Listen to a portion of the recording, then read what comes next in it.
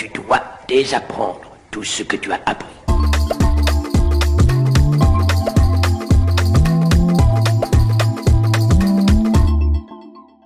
Bonjour les amis, alors aujourd'hui je réponds à la question que m'a envoyée mon ami Stéphane Finot.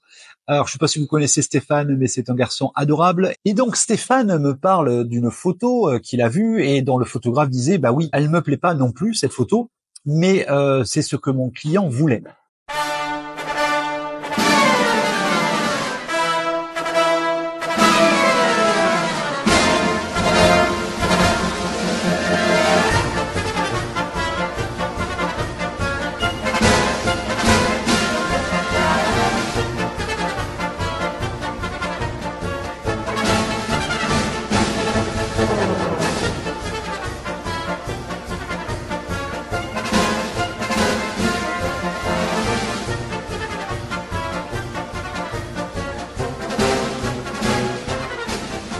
C'est souvent quelque chose que disent beaucoup de photographes professionnels, bon, pour s'excuser, pour se dédouaner d'avoir fait une photo qui serait en deçà de leurs compétences. Alors en fait, le client, oubliez-le, il a toujours tort. Pourquoi il a toujours tort? Parce que c'est que c'est vous qui avez les compétences pour définir comment la photographie doit être pour qu'elle corresponde aux besoins du client. Vous êtes photographe, donc c'est vous qui avez le sens de l'image, c'est vous qui savez ce qui doit être fait, comment ça doit être fait, etc.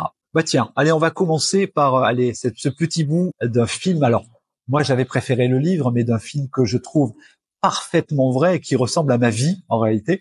Ce livre, c'est 99 francs de Bec BD. Alors, dès l'instant où vous êtes en interaction créative avec un client, une marque, etc., vous avez vécu ce moment-là. Il faut que ce soit un yaourt dans la vie. In the life. Hein? Et d'ailleurs, l'idée de l'ordinateur portable sur la table, pour le pack-shot, c'est parfait, ça. Hein? C'est moderne. Ça le fait cash, quoi. La réunion a duré 7 heures. 7 heures de branlette. Avec quelques morceaux de bravoure. Gagnant, autre chose? Oui, important. J'aimerais qu'on valide la densité du verre de la pelouse. Maintenant. En haut? Et pendant des heures. En haut? En haut? Hein? En bas? À droite? À droite? En haut? En haut? Ce moment-là, c'est quoi? C'est que vous allez avoir une réunion avec des tas de gens, alors en général, ils sont 50, et ils vont parler des heures et ne parler que de sujets absolument sans intérêt. Dans le petit extrait que je vous ai montré de Bec BD, là où ils choisissent la couleur de la moquette qu'ils vont mettre avec le yaourt, ça j'ai l'impression de l'avoir vécu 1 million de fois, où ils vont discuter pendant des heures de la couleur. Alors en général, ils ont le choix entre 12 couleurs, on a l'impression que c'est la même, avec des légères nuances.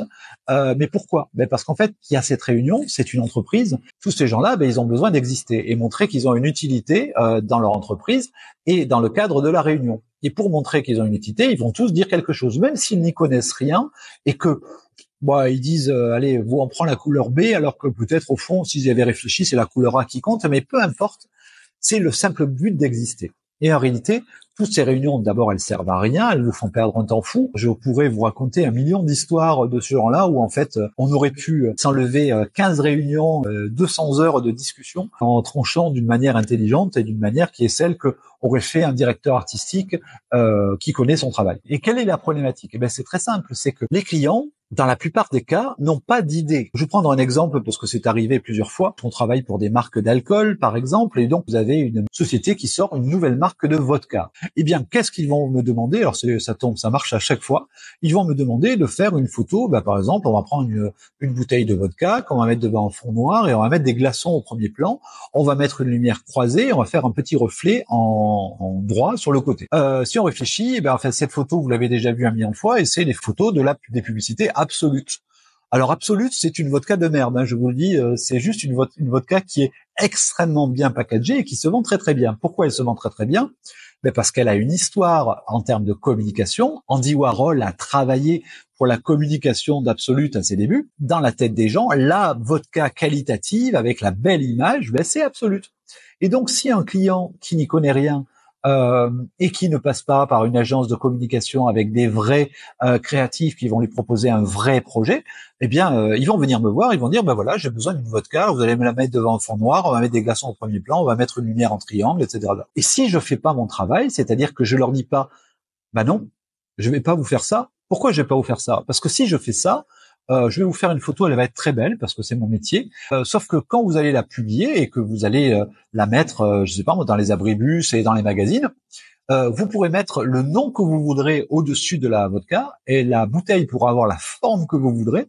Les gens, inconsciemment, ils vont pas voir votre marque, ils vont voir Absolut. Et donc, qu'est-ce qu'ils vont acheter comme bouteille? Ils vont continuer à acheter des Absolut. Donc, vous allez me donner de l'argent pour leur faire gagner de l'argent à eux et pas à vous. Et si je fais mon travail sérieusement, mon devoir, il est de leur dire, écoutez, non, on va pas faire ça. Soit vous revenez de votre agence de communication et on essaie de faire un vrai projet, soit vous me confiez les rênes de la direction artistique de cette publicité et je vous propose quelque chose qui va fonctionner. On sait jamais si ça va très bien fonctionner, mais en tout cas, on sait que ça peut marcher correctement. Et donc là, le seul moyen, c'est d'entrer dans une lutte avec son client et de lui dire, bah, écoutez, non, je vais pas le faire. Pourquoi je vais pas le faire? Parce que je veux être honnête avec vous et surtout, je veux faire le métier pour lequel vous me payez. Vous me payez pour que l'image de votre marque, l'image de votre produit soit efficace et qu'elle ait pour effet d'augmenter vos ventes, amène un concept dans la tête des consommateurs au sujet de ce que vous faites, etc., etc. Si vous faites ce que vous dites votre client, attendu que votre client il n'est pas photographe, sans quoi il ferait lui-même les photos, si vous faites ce que lui veut, ça ne sera pas efficace parce que il va faire soit ce qu'il a déjà vu, soit il va penser que ça pourrait marcher et il va vous faire perdre un temps considérable à faire des photos inutiles. Ça, je pense que tous les photographes, on a tous vécu la même chose, c'est-à-dire le client dire « Ah non, ça serait mieux si on faisait ça ». Si vous êtes gentil et que vous n'osez pas ouvrir votre bouche, eh bien vous allez le faire. Et à la fin, vous aurez perdu 2 heures à installer votre lumière, à préparer votre set pour avoir une photo qui finalement à la fin ne sera pas utilisée et probablement qui ne vous sera pas payée. Donc c'est une perte de temps pour vous, mais c'est aussi une perte de temps pour votre client. Donc le seul moyen, c'est de dire à son client, écoutez, non, je ne pense pas que ça va fonctionner et je vais vous expliquer pourquoi. Donc là, il faut avoir des arguments et avoir à la fois des arguments qui vont être de nature artistique, de nature commerciale et de nature technique. Et surtout, il faut avoir une véritable assise qui va vous permettre d'expliquer pourquoi cette chose-là va fonctionner.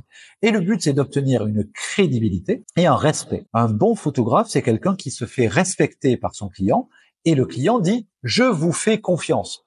Quand vous allez voir votre médecin, je prends souvent ces arguments-là, mais quand vous allez voir votre médecin, c'est pas vous qui expliquez à votre médecin comment il va vous soigner. Alors ça arrive, vous savez, moi aussi ça m'arrive de temps en temps, j'ai une douleur quelque part, alors je vais sur Google, je tape douleur machin et je me rends compte que ça doit correspondre à une maladie atroce et je vais voir le médecin et dire j'ai sans doute ça et le médecin dit non, vous avez juste un gros rhume, vous inquiétez pas, vous allez vous reposer 3 jours et ça ira bien, prenez de la vitamine C, buvez beaucoup d'eau et tout ira bien. Je lui fais confiance et en général, il a raison. C'est pareil en photographie.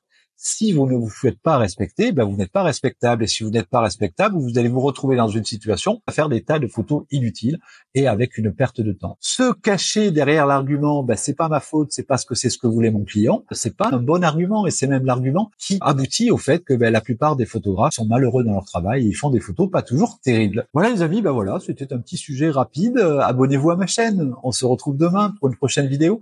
En attendant, soyez heureux, créez des photos.